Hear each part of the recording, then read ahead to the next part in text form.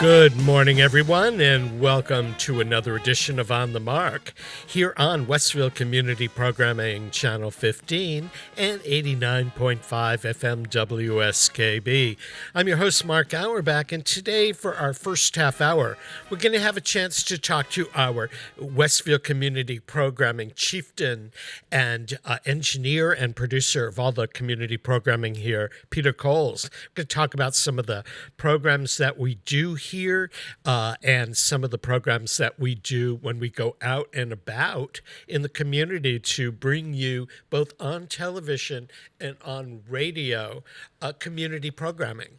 Peter, good morning. Good morning. It's great to you've had a great summer, haven't you? Yeah, it's been a little busy out there.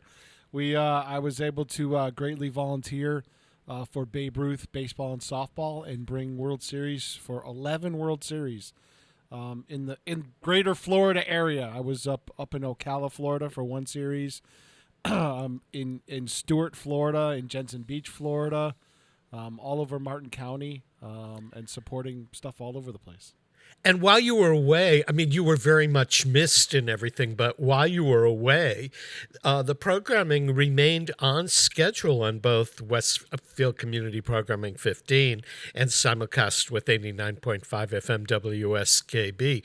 So I've got to say that we are very lucky, the two of us, to be affiliated with and have colleagues that really do some fascinating programming here. Yeah, and what I found out over the past 7 years we've done this is that a lot of that programming remains timeless. Some of it's definitely very dated if somebody's promoting something, but a lot of it overall remains very, very timeless. We have something coming out. It might already be out by the time this airs, but one of our hosts, Rob Goff, is Bobby G and Company, is an enormous Star Trek fan. And a group of fans got together, spearheaded by the producer Vic Managna, and did a fan series called Star Trek Continues, where their goal was to finish the Enterprise's original 5-year mission. That was their goal, and they wrote scripts and things like that. They rebuilt the sets from plans that were available, lovingly rebuilt them, shot it in a style that was consistent with 60s television, lit it in a style that was consistent of 60s television, and produced 11 full-length episodes of Star Trek, the original series, with slightly different cast, but the storytelling was so good, and the look and it just, even Paramount said that it was so good that it could be mistaken for the original series. And we did an hour-and-a-half interview with Vic as part of Bobby G and Company, which will be available up on YouTube. Unbelievable. Just telling stories about different cast members from Star Trek that were still alive that visited the set. Gene Roddenberry's son, Rod, was so impressed with the vignettes that he saw that he asked to be an extra. He wanted to be a red shirt on the show. So, I mean, just storytelling for no breaks. An hour and a half we talked to Vic. And it looks like we might be going down to Georgia to do Bobby G and Company from the bridge of the Starship Enterprise. That is too cool. That is really exciting. Yeah. So for a little public access, we do some good programming. I know that there are a lot of people that listen to us in Westfield.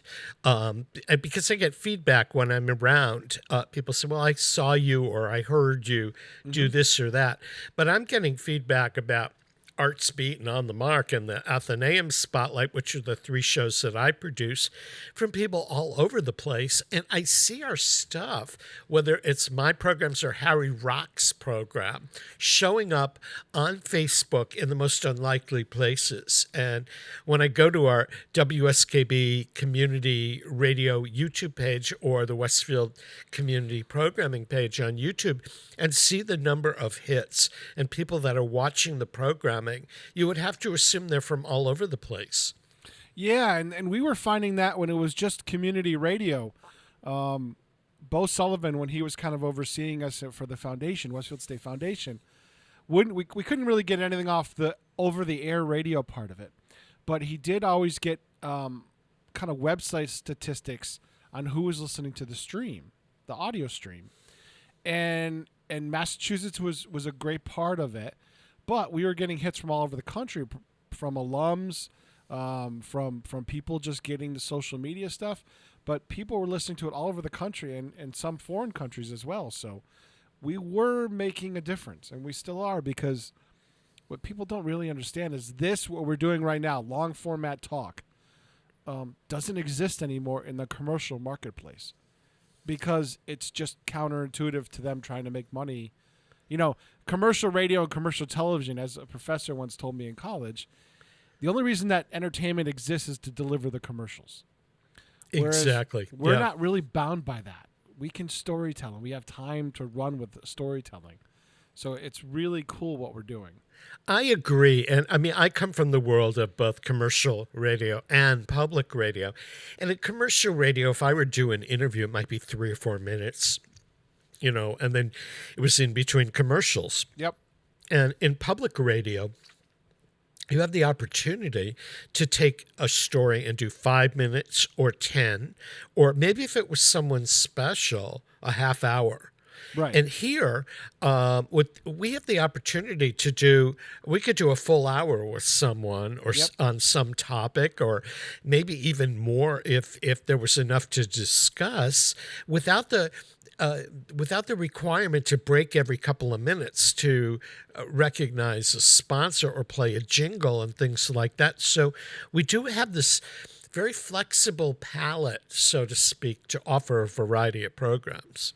And the other thing too is this is what most people don't understand is, as I was building this, when I had the opportunity to be in the current position that I'm in, and I got the job, I wasn't given a lot of money to do this, to build the studio and to integrate it and to make it work, and right off the bat have to cover the 350th year of 350th celebration of Westfield. I had a limited budget, and I made a lot of choices and added things, and we do pretty high quality work around here on a very limited budget. Most people, when they're building a TV studio, would say, you need $250,000, and that's a bare bones studio. We did everything the initial year. We still spent less than $100,000, but the initial year to cover the 350 and get this operation up and running, I had $52,000.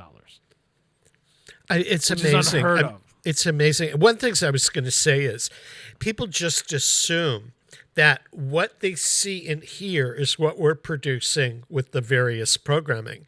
But you're also charged during the pandemic of making sure that every City of Westfield city council meeting and every committee board meeting, commission, school meeting, and all of that was Zoom recorded and broadcast. So you really provided this essential community service to people who wanted to be kept alert and aware that weren't able to go and attend these meetings live because of sheltering in place restrictions, but they didn't miss a second of it because of the work that you were able to do on top of the stuff that we all did. Right, exactly. And we were able to, and I hate this word pivot, but we were able to adapt to what the city needed us to do on a fairly short notice. Like, I had already experimented with Zoom and had my own personal account that I was paying for out of my own pocket for community radio. And based upon my experience with that, I was able to talk to the mayor and the technology center director and say, hey, we need to expand this out. Now the city should pay for it, because it's not just community radio assets using it. It'd be the entire city.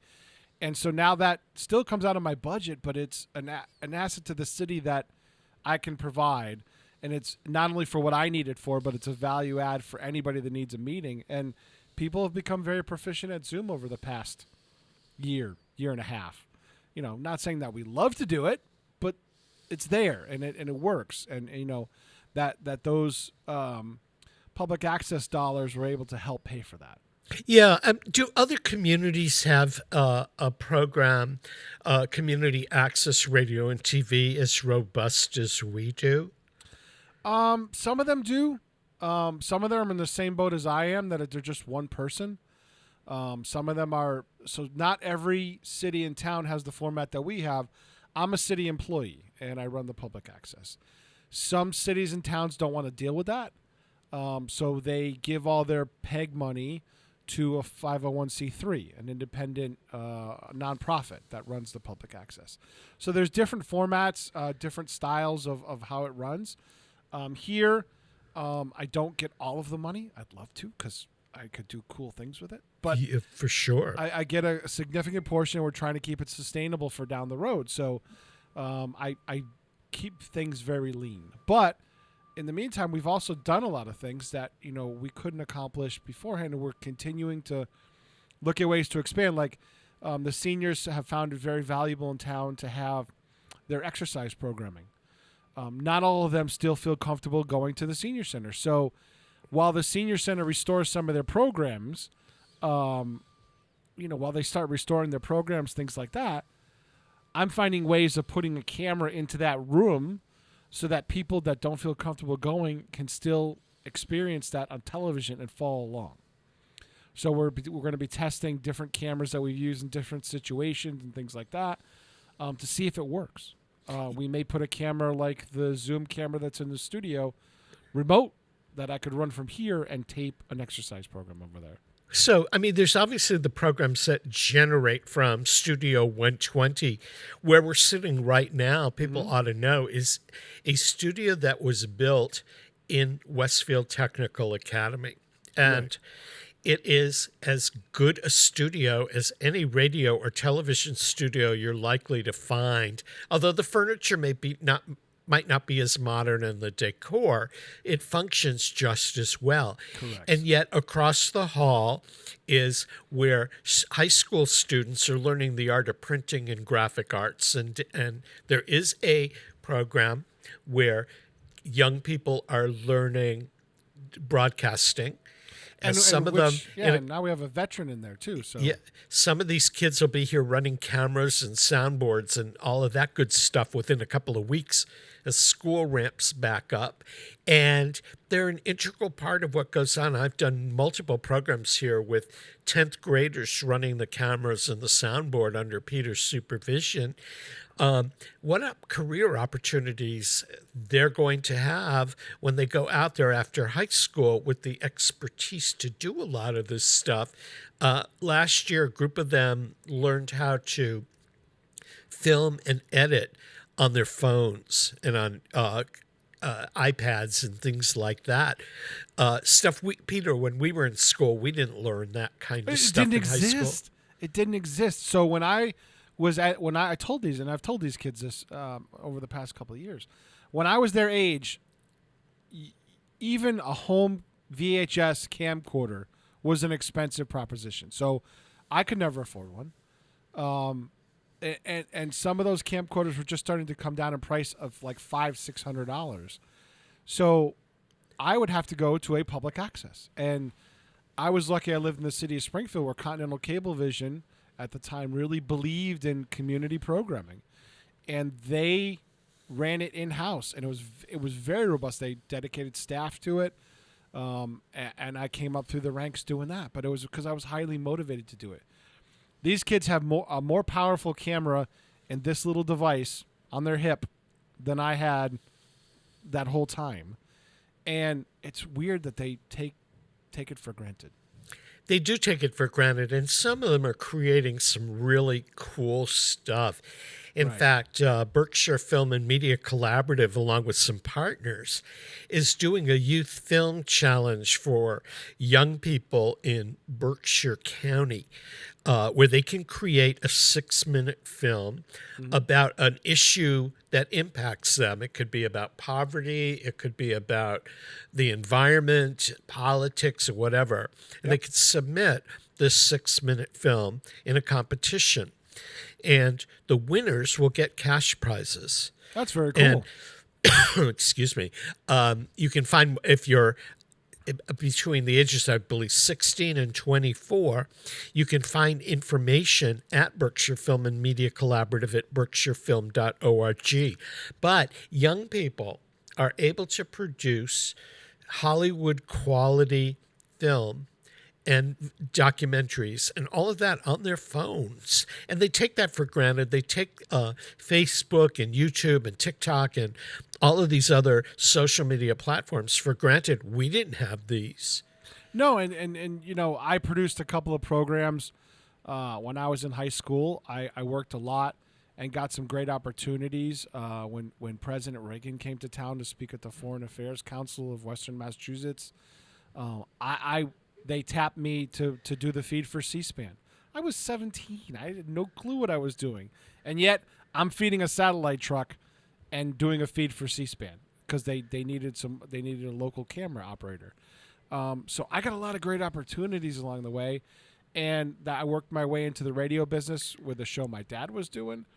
I got internships at the local TV stations doing high school sports, and then I worked at Channel 40 for several years as a news photographer. So I bring a lot of experience to the table, and I've kind of come back to my roots. I did other jobs along the way, and I'm kind of back where I started.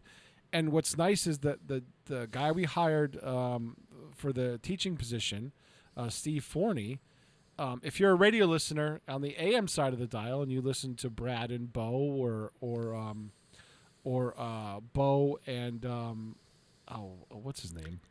There were so many of them. Gosh. Yeah. So all the AM radio, he was the producer for that. He also because that radio doesn't quite pay the bills. He was the PA announcer for the Springfield Thunderbirds. On that job, he became the PA announcer for the Connecticut Sun, a WNBA team. And then he got the job as the PA announcer for the Boston Bruins. So we have experienced people in here, which is nice. He's learning the TV side of it because he says, I haven't done this in a while. But he's radio, no problem. Audio production, no problem. He's learning the TV, and I said, listen, we need to get the kids in here. My goal by the end of the year is to have the 8 o'clock shows all done by the kids. Then walk in and say, okay, Mr. Cowles, you're relieved. And me sit behind him or in my office and say, hey, if you need, if something goes bad, just come over and get me. But that's where we're trying to get with this program, is to teach these kids not only how to shoot and edit, because some of them know how to do that already. They're doing YouTube shows and things like that, is to learn the production part of it so they can be a well-rounded video person and go out and get a job, either here or in other markets. Because there are still jobs for people out there that are well-rounded in video and production. But you just can't be one thing. Like nowadays you can't just be a reporter. That's absolutely true. And the other thing that they'll learn is they're going to be around people that are producing and hosting a variety of programming here. Everything from Stefan Zaporowski's Superintendent Spotlight to Bob Plass on Wow It's Tuesday to Harry Rock on Westfield. And that's just a handful of the people and play that are involved here. And it's a very diverse programming slate when you want to think about it. We have stuff that generates for seniors from the Westfield Senior Center that Tina Gorman does. And, Jay Paluca's Golden Age of Radio. You look at the palette and the menu, it doesn't fit any one specific type, which makes it fascinating. Hey, all the stuff that I do is space. Space is a passion for me. And this job has afforded me to be able to go, I pay my own expenses, but I go and cover space launches on a regular basis. I got to see history in Texas with Ken Stomsky, where we watched Starship 20 fly and land successfully and not blow up the first time. And now SpaceX has stopped doing the 40,000 foot test. They're going for great guns for an orbital test, and now they're just waiting on regulatory approval. And the funny thing is I'm trying to line up travel schedules to be able to cover that. Like, I want to be able to go cover that. That's great. Peter, we should take a break and acknowledge the underwriters that make some of the programming here possible. So we're going to thank a group of community people, and we'll be right back with some more On the Mark. Support for community radio on WSKB is provided by Betts Plumbing and Heating Supply Company, an independent, family-owned wholesaler serving Westfield for over 50 years, specializing in plumbing, heating, and industrial piping supplies. On the web at bettsplumbing.com or at 14 Coleman Avenue, in Westfield. Support for the community programming of WSKB is provided by the Dunkin' Donut Shops of Westfield and the Sardinia family. It's nice to know that even as the world changes, Dunkin' Coffee remains the same at 7 convenient locations throughout Westfield. Underwriting for Community Radio on WSKB is brought to you in part by Rockies. Over 30 convenient locations throughout Massachusetts, Rhode Island, New Hampshire, Connecticut, and Florida. One of the nation's largest ACE dealers. Expertise and great product selection in paint, hardware, lawn and garden. That's Rockies. Rock solid service since 1926. On the web at rockies.com. Hi, this is Harry Rock, host of Rock on Westfield every fourth Wednesday at 8 a.m. Tune in for my view of this place I call home. Community Radio. 89.5 WSKB. Live from Studio 120 at Westfield Technical Academy, this is WCPC Channel 15 and 89.5 FM, WSKB Westfield. Welcome back to On the Mark, everyone. I'm Mark Auerbach, your host. Peter Cowles, our engineer and producer, and he's my guest this morning for this half hour. You're either watching us on Westfield Community Programming Channel 15 or listening to us on 89.5 FM WSKB. If you like what we're saying or you want to replay it or catch some of the other programming you might have missed, you'll find it on YouTube on WSKB Community Radio's YouTube page. Peter, we have just a few minutes before we preview the Eastern States Exposition for 2021. And I'm sure when I mention the Big E, you and I are both thinking about all the millions of times we have gone out there to cover events and things like that, and the foods we've tried and stuff like that. And you know that when Noreen Tassanari comes on, I'm going to ask her what the fried food of the year is, because I had the fried martini, I've had the fried Kool-Aid, and all of those things that have expanded my waist more than I'd like to admit. Find me a good moo nut and I'm good. Yeah. One of the things I wanted to say is here at Westfield Community Program, you've been able to take the show on the road. We've taken Arts Beat to the Berkshire Theater Group. We've done broadcasts from Stockbridge. We went to Hartford Stage and Theater Works in Hartford, where we got to sit on the stage of Theater Works Christmas on the Rocks a couple of times. That was great. Yeah, but you did live programming at various other events. Harry Rock covered a small parade in Westfield. That's an annual the Wyben 4th of July parade. Yeah. Right. And he was out there, and there was a pride celebration. Flag raising. Flag raising that there was actually a crew out there. Do you get feedback from people? Do they appreciate the work that we're trying to do? Yeah, but here's the thing. I'm trying to. We have a limited amount of volunteers. I'm trying to encourage more people to come in and learn how to use the equipment so that they can do that themselves. So Harry's a perfect test case, right? So Harry's a great host, become a pretty good personality on our airwaves. But I said, Harry, none of us are available to cover the Wyben Parade. Kenny's out of town and I'm busy with a family event. And he said, well, I said, listen, I will train you how to use the camera. I will let you take it for a week in advance to practice and play with it. And then you can kind of see what goes into shooting an event like this. And I gave him some tips and pointers. And it opened his eyes as to what this side of the glass is all about. Whereas he was trying to run around, get interviews. His wife actually learned how to run camera too, and she did most of the videotaping because Harry was in front, so they kind of split the bill. And I'm trying to educate our biggest offender as to figuring out stuff, Bob Plass. Bob called me last week and said, I want to do a show over at the Renova building with the pastors and this and that. I said, so you're going to help me set all this up, Bob? Well, yeah, sure, yeah. I said, so you're really going to help me set this all up, all the equipment and everything else, and what it takes to do this? You're say you're going to help me. So I'm going to give Bob an education. He's our next volunteer project. Well, I can't wait to see. And I've been a guest on his show probably for the last 6 or 7 years. Yep. And he always asks me if I'm sitting at the pool at Georgetown working on my tan, even if it's in February. Correct. I think you need to train him to carry a camera and a production set so I can actually do a broadcast of something live from my pool next February. I would love to do that. That'd be a hoot. Well, I would love to do that too.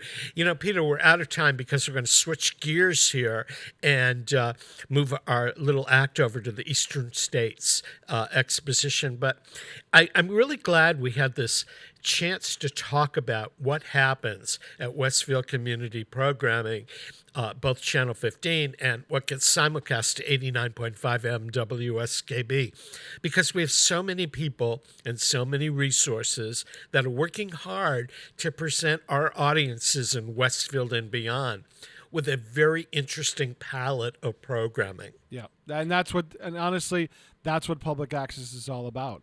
I've had people pitch show ideas, and I said, as long as it's not profane, you can pretty much do what you want. Yeah. Well, Peter, let's take a break and acknowledge underwriters. And thanks again for sharing some of the backstage and behind the scenes things that go on to make all of this possible. You're welcome. We'll be right back.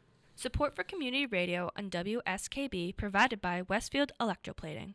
Employing over 140 skilled platers, painters, and technicians, Westfield Electroplating was founded in 1946 and was the first company in the country to achieve National Aerospace and Defense Contractor Program accreditation, proudly maintaining that status for over a decade. Westfield Electroplating provides over 50 quality finishes to meet your corrosion, cosmetic, or performance needs. On the web at www.westfieldplating.com or 413-568-3716. Westfield Electroplating, putting the finishing touches on technology. Underwriting support for the community programming of WSKB is provided by the Greater Westfield Chamber of Commerce, the voice of business for the Greater Westfield communities. Informing, educating, advocating, the Chamber provides opportunities for members to make meaningful connections on local, regional, and state levels. For more information on the Chamber's many events, workshops, and programs, as well as the benefits of membership, visit westfieldbiz.org. The Chamber focuses on the most important economy, yours. Join us the third Wednesday of every month with Selectman Joe Didi and his take on everything Southwick. Community Radio. 89.5 WSKB. Live from Studio 120 at Westfield Technical Academy, this is WCPC Channel 15 and 89.5 FM WSKB Westfield. Welcome back to On the Mark, everyone. I'm your host, Mark Auerbach. Peter Cowles is our chief engineer this morning, and as promised earlier, we're on our way right now to the Big E, and Noreen Tassanari is here with us to preview the upcoming Big E. Good morning, Noreen. Good morning, Mark. How are you? I'm great. We haven't seen each other live and in person for quite a while, but I know you're busy taste testing every single food item at the Big E and making sure everybody's in their place for the opening in a couple of days. Yes, you're absolutely right. Yesterday, we introduced to the public some of the new food that we've got and, reminded them about some of our old favorites as well. So, one thing that we're especially excited about is a brand new cream puff flavor, and that is suitable for autumn. It's pumpkin and is absolutely delicious. Noreen, somebody's going to take that pumpkin idea and put it into lattes and everything else, and it could become a food trend. It certainly could be. And we, one of the perks of the job here, Mark, is that we get to sample some of these proposed food concoctions and those that make sense, like the cream puff. So we did sample this in the middle of the summer, and we all professed that it was definitely a winner. When you look at the cream puff, it's not a really bright pumpkin color. It's just a really subtle. And they have powdered sugar on them, and they've incorporated some cinnamon into the powdered sugar. So it's really, a beautiful taste of autumn here at the Big E. Well, one of the things we should say is we are pre-taping this program today on September 1, and the Big E opens on Friday, September 17th. You missed a year last year. It must have had a devastating effect both on you guys on the staff and the community, but also the vendors and everybody that participates. Did you have to make extra steps to get the Biggie up and running for this year with all of the precautions that need to be in place? Yes, we've actually been working for probably 18 months or so. There's a lot that goes into the fair, a lot of planning, and we've been working very, very closely with the town of West Springfield. Currently, we follow the mandates of the Commonwealth of Massachusetts and the town of West Springfield. So we've developed an elaborate grouping of rules and regulations regarding, with an ultimate goal of keeping our fairgoers safe. So we've been lockstep with the town. We had one plan in place on May 29th. All the restrictions were lifted based on the information at that time. So we've revised our plan. That is the plan that currently sits on our website. We've developed a sort of a sub-campaign of our advertising this year, Good, Clean, Fun. That's what you'll get here at the Big E. We are taking a number of steps to keep our fairgoers safe, and we want to communicate, what they need to know before they come to the Big E, and all that lives on our website. Very easy to access. Look for the gate for the Good, Clean, Fun chiclet, if you will, on our homepage, and that will provide information on what's expected of our fairgoers. There's also a deeper dive that you can click on in that document that actually goes into detail about what sort of cleansing agents we're using. They're EPA approved throughout the grounds, the number of hand sanitizing stations, what the exhibitors need to be concerned with as well. So we're prepared. That may change, Mark, prior to us opening on the 17th, but all of that information will be updated so that the fairgoers understand what the rules are. You've been at the Big E for years and years, because I remember when I first started in radio, you had just started at the Big E. If I turn the clock back, it's been quite a long time. How has the Big E changed since you got involved? It has changed exponentially. I did start when I was right out of college. I was a writer, Betsy Sheehan Taylor. I think you remember Betsy, of course, and sort of got my feet wet and fell in love with this business. We call it bitten by the fair bug. Once, you're locked into this, you can't imagine doing anything else. And definitely it's been my whole career. The changes, just, where to start.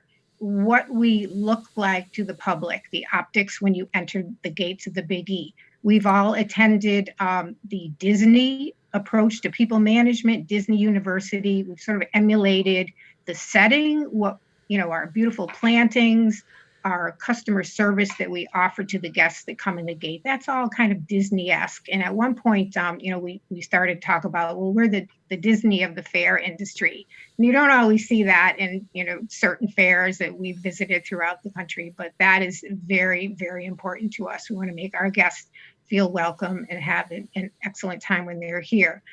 We've invested, a great deal of money, probably over $100 million since, the beginning of my career, in bringing this facility up to speed. You may recall we celebrate our centennial in 2016. That means these buildings, some of them are 105 years old, and they need constant maintenance. But I think one thing that sort of resonates, food as entertainment. I think you can identify with that. So we offer, in addition to the traditional food, we offer a lot of, really kind of talked about Instagram worthy food.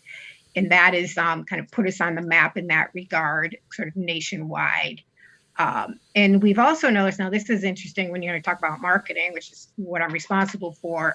The Big E in days past was something that, you would come, as a youngster with your family, then a teenager, you're allowed to roam the grounds on your own. Then you sort of lost that guest for a while until they had children of their own and they would come back to the Big E.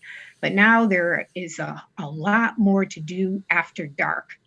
There are a number of, watering holes on the exposition grounds where you can enjoy a beer. You can walk around with that beer. We have a martini bar, a speakeasy that we can talk about later on.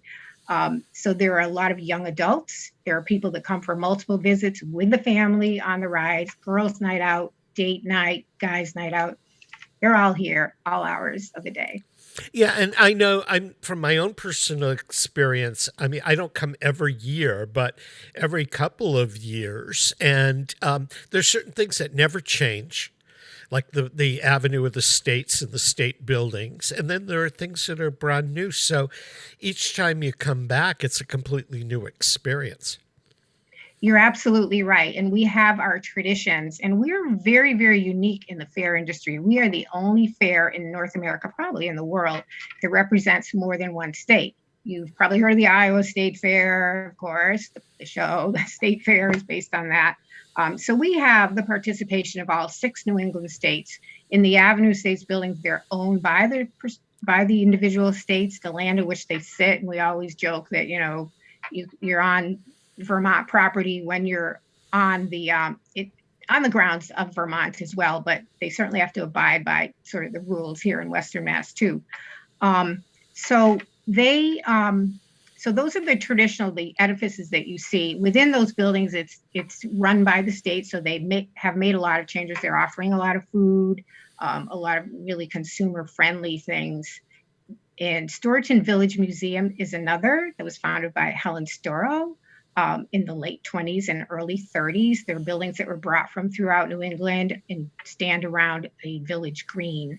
So the programming has increased in the village. There are some new and different things, but traditional tours of all the buildings, traditional artisans that demonstrate their wares from 19th century. People are in costume, but one kind of new little twist that she's brought about is ghost tours. We've had a very successful couple of ghost tour seasons in the autumn, and the 4 days in October, we run October 1 through 3. 1, 2, 3. So the 3 days in October, she's hosting ghost tours. So that's a first for during the fair as well.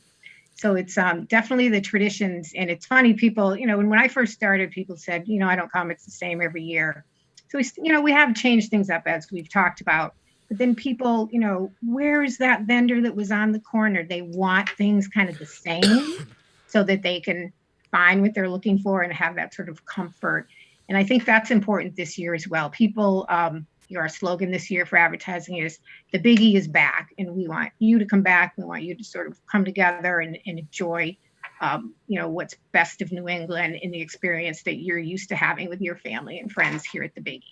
Noreen, I wanted to say something too. What the ghost tours were inspired by one of our hosts here on Community Radio, Rob Goff and Agawam Paranormal, with the investigations that he's done over the extensive investigations at the tavern, and he's found a lot of interesting activity over there over the years.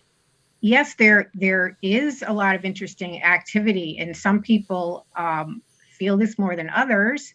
And so it's Storyton Tavern, certainly, and which is comprised of the Atkinson Tavern and the Southwick Baptist Meeting House, a church, and they put that together, and that's our Storyton Tavern. But in the other buildings as well, the Gilbert Farmhouse in particular, the Potter Mansion, the Meeting House, the Phillips House, there's definitely been activity that has been experienced. There was one, and it might have been Agawam Paranormal was here, and their session started 10 p.m. and went to 3 a.m. So, they say nothing good happens after midnight, but definitely they felt the spirits there. Yeah. Noreen, the Biggie is known for entertainment, and people come to catch their favorite music acts. A lot of them are golden oldies, and a lot of them are folks coming up the ranks. And some people don't realize that the Biggie was home to some of the best theater in the Springfield area. The Starton Music Fair was on the grounds of the Big E from the late 1950s until, I guess, the late 1970s. And famous people from Judy Garland to Liberace, Mickey Rooney, Liza Minnelli, all played at the Starton Music Fair in West Springfield. And then the Professional Theater Stage West got its start in a building on the Big E grounds before it moved in the 1980s to downtown Springfield and lasted until probably around 2006, I guess. What are some of the the entertainment things that you're looking forward to this year at the Big E. Well, I just wanted to talk quite briefly because you brought up the Staunton Music Tent as well as Stage West.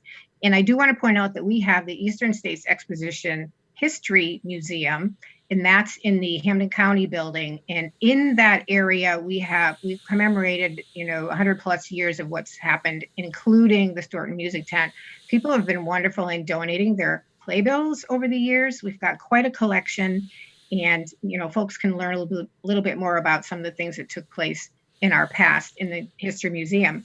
But moving on to this year, 2021, we've got our Biggie Arena has a full host of ticketed shows. One is sold out, Machine Gun Kelly with JXDN and Kenny Hoopla.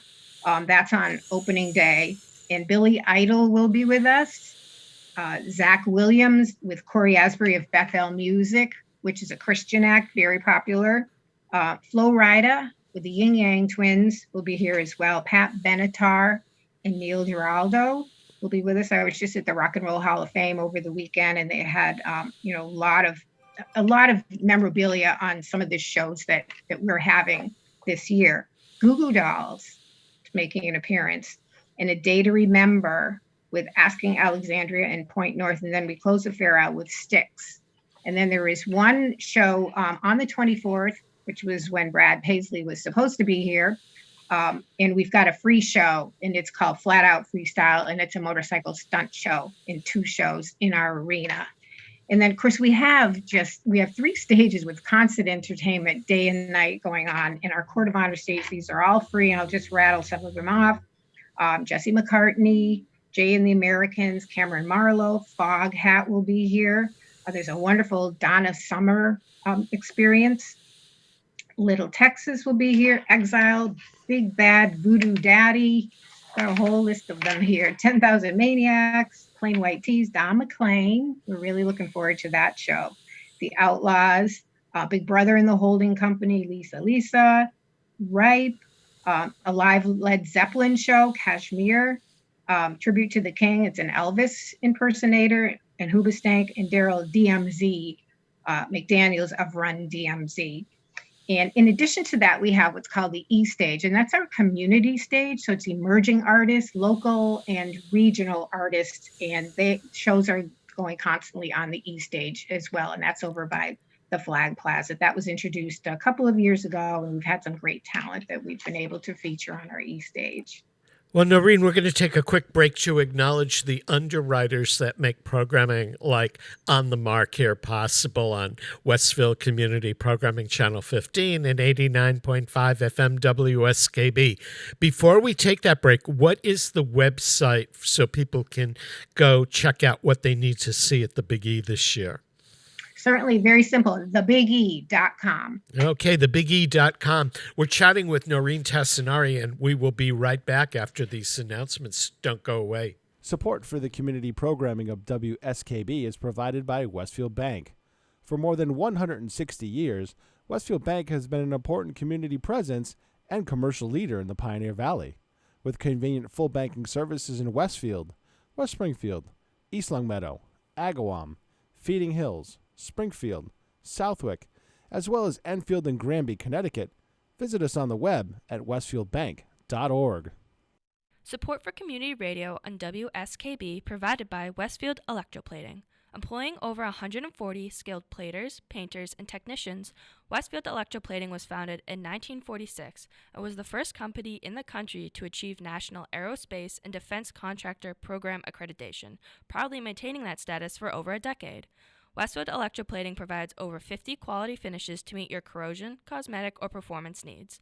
On the web at www.westfieldplating.com or 413-568-3716. Westfield Electroplating, putting the finishing touches on technology. Join me, Tina Gorman, each week from 6 to 8 a.m. for Wake Up Wednesday, when my guests and I discuss health, wellness, and lifestyle reimagined. Community Radio. 89.5 WSKB. Live from Studio 120 at Westfield Technical Academy, this is WCPC Channel 15 at 89.5 FM, WSKB Westfield. Welcome back to On the Mark, everyone. I'm your host, Mark Auerbach. Peter Cowles is our chief engineer today, and we're getting to spend this half hour previewing the upcoming Big E with Noreen Tassanari, who has been at the Big E for years and years and never ages. And Noreen, in all the years that you've been at the Big E, is there one experience that stands out as a wow, I'll never forget that? There are many. And I'll share a couple with you. We introduced the Biggie Cream Puff in 2002. We wanted to develop a Biggie iconic food. We borrowed the idea from the Wisconsin State Fair. We put this cream puff together. As I mentioned, we get to sample these before the public does. I knew it was going to be a huge hit and needed to get the word out about it. So we incorporated the cream puff in our advertising campaign. And that year, Regis Philbin was appearing on our stage in a little song and dance review that he does. And we managed, with the help of John Giuliano, who's our booking person, our director of special events at the time, we sent a box of cream puffs down in a limousine to New York City to the set of the Regis and Kelly show at the time. We proceeded to get the cream puffs on the air, and Regis was kind of finicky and he sort of sampled it, but Kelly devoured a whole cream puff and pronounced it the best thing she ever ate. She was expecting her third child apparently at the time. So that was great. And I knew we were successful. It was located in the New England Center. It's a building a little kind of off the beaten track at the time. It's kind of on the map now, but everybody coming through the gate was like, where are those cream puffs? Where are those cream puffs? So that was definitely, that was a lot of fun. But I think what stands out the most, Mark, was, and again, in 2001 with 9/11, our fair opened for 3 days after that occurrence. So there were a number of days in between where we did not know what was going to be happening. Disney World was closing. There were no flights flying, and we all remember. So that we really had to dig deep and do what was best for the public, for America at the time. And that was a very, very intense experience. In fact, in the museum that I talked about, we do have an exhibit. The Eastern States Exposition remembers the anniversary. We did make the decision to open.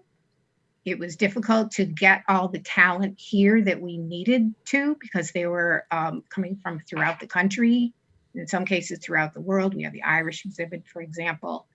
We did open, and immediately every flag that was available for sale on the fairgrounds was immediately sold out, and all the vendors were scrambling to find them. So there was such an outpouring of the American spirit that took place on the grounds during that particular fair. Once the flights began again, I remember, people come here from all over, but a huge C5 flew. They always make a beeline right down Commonwealth Avenue. And they did that, and every single person was looking up first, kind of in, sort of with concern initially, and then, realizing that this was from a local Air Force base. So that was an intense experience, and we will be chronicling that and some of the imagery from that year in our museum. And I do also remember the final day of the fair. We closed the fair with the most brilliant sunset you could ever imagine. So my annual report for that year, that's the last page of the annual report, is that sunset. It was just extraordinary. Yeah. What is the record for the number of people that came on a particular day over the years to the Big E? So 2019, we set a number of records. That was our highest attendance overall, and I have it right here. I'm going to look at it: 1,629,527. And our biggest day ever was the second Saturday, which is always Vermont Day, and that was, and I don't have the number at the top of my brain, I believe it was 179,000 people on that particular day. Is there a capacity? Is there ever been a point where you've had to say no more people that day, or can the Big E hold as many as infinitum? Well, we do have 175 acres, so we do have room for everyone that wants to attend the fair. We have never had to close the gates on people coming through. That particular day, I remember folks were still, driving onto the fairgrounds, and it was, 9 o'clock at night. They were perhaps stuck in traffic, but they got here. And so we were going full tilt till about 11:30 that night to get everybody on the fairgrounds. Yeah, and you used to have in previous years public transportation for those that didn't want to sit in traffic and drive. Will you have some kind of a similar program this year? Yes, we do. Each year is a little bit different. And our friends at King Ward, or King Gray, I believe it's called now, we have very important. Our Connecticut market comprises about 48% of all visitors that come to the exposition come from south of the border, if you will. So we do on weekends have the Connecticut shuttle. People park at exit 48 off the Pike. Off 91 at the Enfield Mall, the old Macy's location, and take the King Gray bus to the exposition. There's a kind of a secret way that they come onto the fairgrounds. It's only 4 buses like that. And we also offer service from Amtrak, so people can take the Hartford line from Lower Connecticut as well.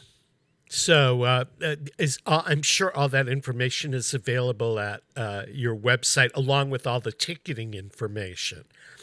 That's right, thebiggie.com. And tickets are currently, our advance tickets are on sale through the 15th today.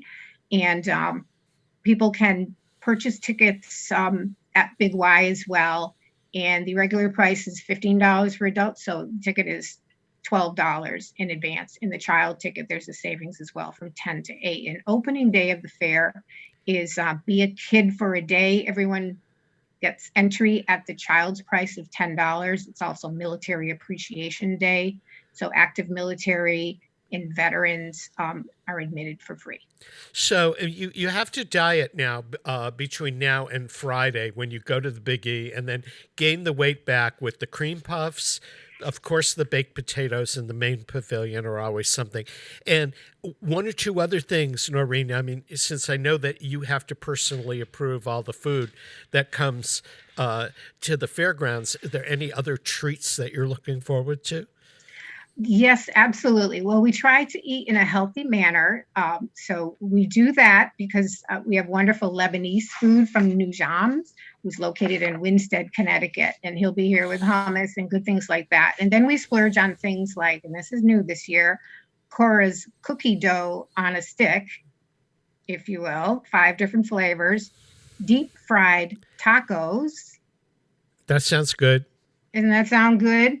There's a Bloody Mary grilled cheese that we're introducing this year. Let's see. There's a Chris, I got to ask Noreen, as you're going through the list, I am a fried dough addict, and with lots of cinnamon and sugar. And you know that every year that you find me out there, you usually can find me in front of the fried dough booth. They're going to be back, I hope. Yes, that's one of the longstanding traditions at the fair, and fried dough with cinnamon sugar. And it's funny, a lot of people put tomato sauce on their fried dough, and the vendors who, hit fairs all around the country, it's definitely like a Big E thing or a New England thing, that nobody puts sauce on their fried dough except you people in New England. So I'll just share that with you. Food trends. So what are the hours of the Big E? So if people want to go either a weekday or a weekend, is it the same hours every day? Yeah, we open our gates at 8:00. You can probably even get in there earlier if you want to watch the agriculture events. Breakfast is being served at that time. So 8 a.m. to 10 p.m. are our official hours. The buildings are open 10 a.m. to 10 p.m. Staunton closes at 9. The state buildings close, not Staunton Tavern, but Staunton Village. The state buildings close at 9 as well, in the museum that we talked about too. But the food vendors are open until 10. The Midway, where the rides are located, is open until 10. If they're going full tilt, they may stay open a little bit later. Noreen Tassanari from the Big E, thanks for joining us today. And that wraps up another edition of On the Mark here on Westfield Community Programming Channel 15 and 89.5 FM WSKB. And since Judy Garland once appeared at the Staunton Music Fair on the Big E grounds back in the early 1960s, we're going to end today's program with one of her most famous songs, the Trolley Song from Meet Me in St. Louis. We'll see you next week on another edition of On the Mark.